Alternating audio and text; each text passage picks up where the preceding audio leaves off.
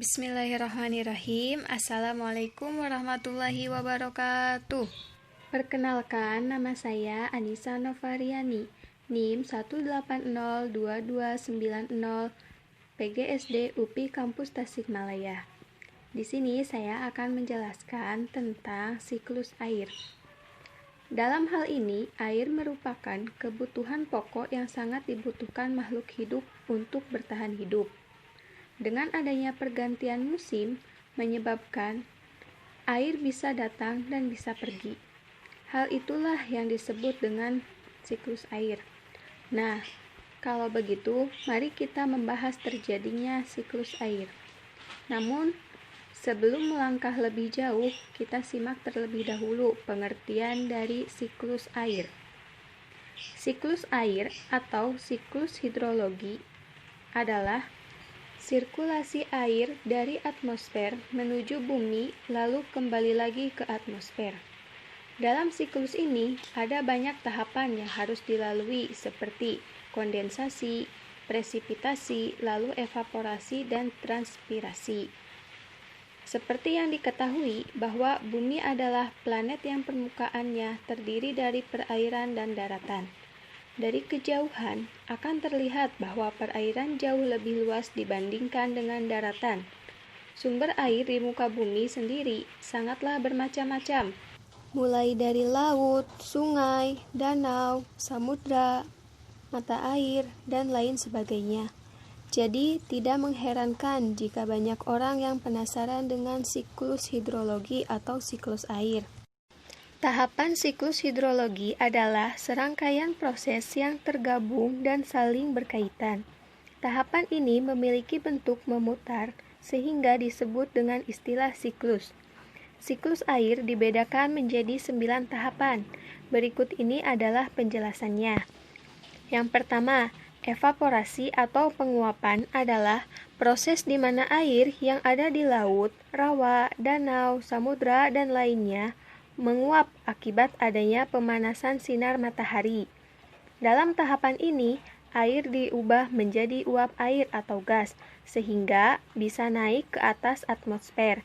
Semakin besar energi panas matahari yang sampai ke permukaan bumi, maka laju evaporasi juga akan semakin besar.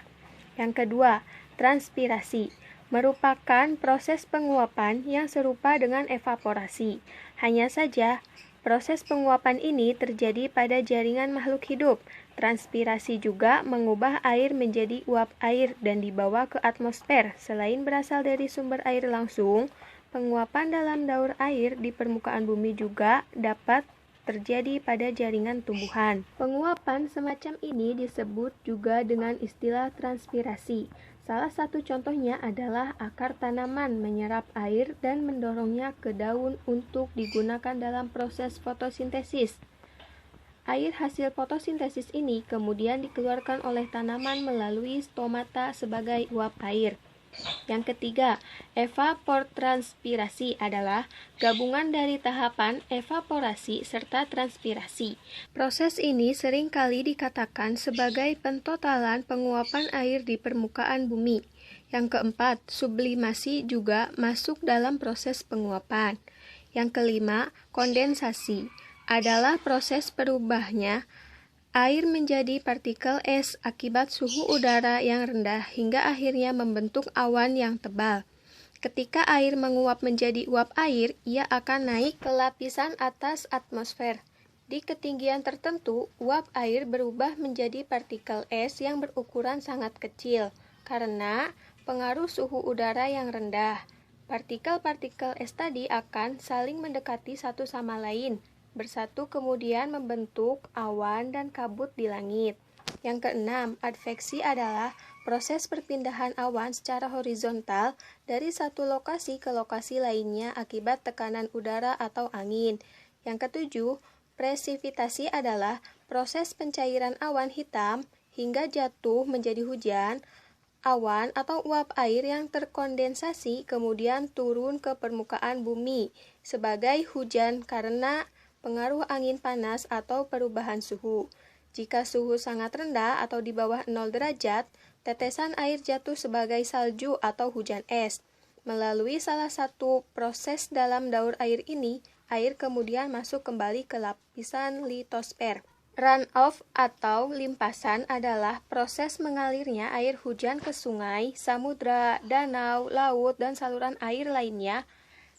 Air berpindah dari bergerak menuju tempat yang lebih rendah melalui saluran-saluran air seperti sungai dan got hingga kemudian masuk ke danau, laut, dan samudra. Pada tahap daur air ini, air masuk kembali ke lapisan hidrosfer. Yang kesembilan, infiltrasi adalah proses terakhir dari siklus ini, yakni setelah hujan, tidak semua air ikut melalui tahap limpasan. Beberapa di antara mereka bergerak jauh ke dalam tanah. Air ini disebut air infiltrasi. Sekian video dari saya, semoga kalian bisa mengerti tentang siklus hidrologi.